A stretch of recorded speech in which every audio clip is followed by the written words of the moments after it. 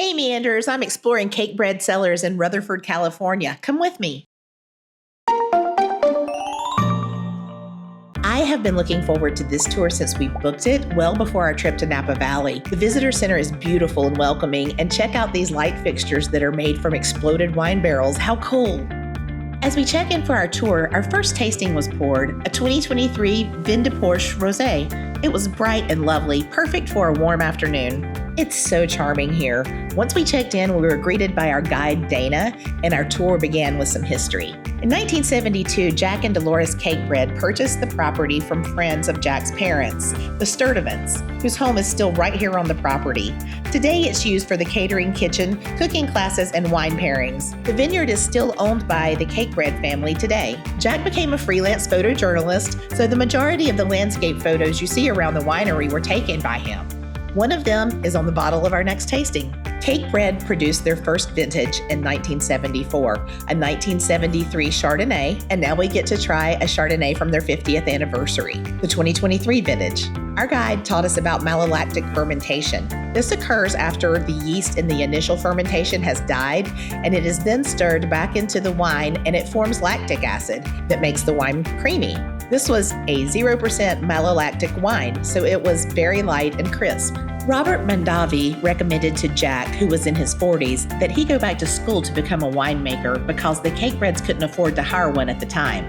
Dolores also went back to school and became a master gardener. They worked together to create this beautiful property. We moved on to an older section of the vineyard where the grapes are currently being harvested. They harvest by hand overnight when the weather is cool. We were able to try some white grapes right off the vine. We asked how they keep the soil nutrient-rich over so many years. They plant cover crops between the rows of grapes. Grapes take mostly nitrogen from the soil, so every spring between the rows they plant clover, buckwheat, and fava beans and till them back into the soil when they are about waist high. They also bring in sheep to mow, and they're from a company called Woolly Weeders. We learned that the white grapevines are grown to be bushier because the fruit needs more protection from the sun. The vines need to be replanted every 30 to 35 years to remain economically viable because even though they can live hundreds of years, they start to produce less fruit as they age. It takes about 3 years to get grapes from a vine once they are replanted. These are some recently replanted red grapevines that are just starting to bear fruit. You'll notice they are pruned more closely to allow sun to reach the red grapes that thrive in it. We have been fans of Cakebread Cabernet for years, and it is a treat when we get it because it is definitely on the high end of our budget. We ask about how the price of a wine is determined. We were very surprised to learn that Napa Valley only produces about 4 to 5% of the wine that is made in California. At Cakebread, the vineyard management is all done by hand, not by machine. They are also one of the few vineyards that drops fruit. Each shoot of the vine is only allowed to have 2 clusters so that all of the nutrients are directed into them. The pricing is based on quality over quantity at every step of the process, and everything is done by hand. Our third tasting was a Pinot Noir barrel sample from the 2022 vintage. This is the wine they pull from the barrel to taste before bottling takes place. The sample was more fruit forward because it did not have a lot of age. While the original property was 22 acres, Cakebread is now 600 acres and 16 vineyards across the valley. One of the sustainability practices is to collect every bit of rainwater through bioswells across the property that is piped into this retention pond to use during the dry season. Between March and October, the only moisture here is from the fog. Next up, we are touring the garden, wine lounge, and production facility.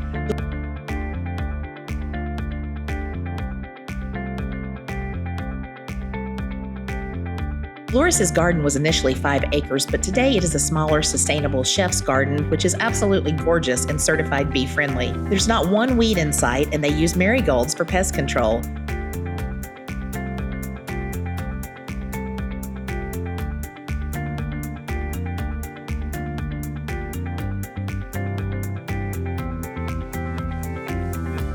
They use this corn for polenta, and we learned that loofah sponges come from gourds.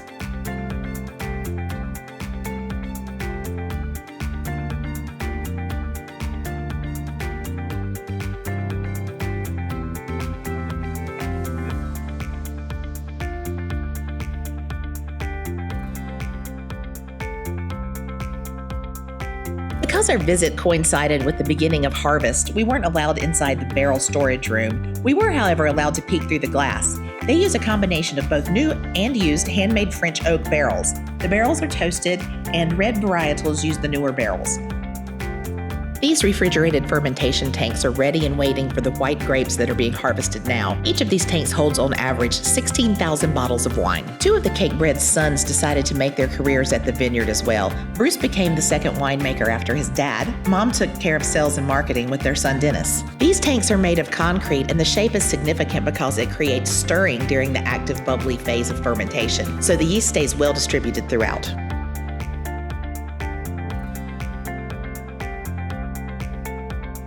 These wooden fermentation tanks are for the reserve Chardonnay, which sits in the yeast for more time to develop the creaminess and smoothness that comes from that malolactic fermentation that we talked about earlier. Because our visit was during the harvest, it was very busy behind the scenes. 8 full-time staff and 12 seasonal interns are working 10 to 12-hour days, 6 days a week, to press the grapes and get the juice into the fermentation tanks. Today they are working on Pinot. At the end of the tour, we had our final red tastings with 2 Cabernet Sauvignons and 1 Merlot. All 3 were beautiful wines. The first Cabernet is the one we are familiar with, but getting to taste the 2018 Benchland Select Cabernet was the highlight of the visit. Wow, just wow. We paid $75 per person for this tour, and I feel that it was well worth it. We learned so much about wine production, and here's the list of wines that we tasted along the way. If I lived here, I would definitely be a frequent visitor. This is my best experience so far of all the wineries I have visited in Napa Valley. Well, that's it for this experience. Please like this video, subscribe to the channel, and turn on notifications so you can keep meandering with me. Thanks for watching.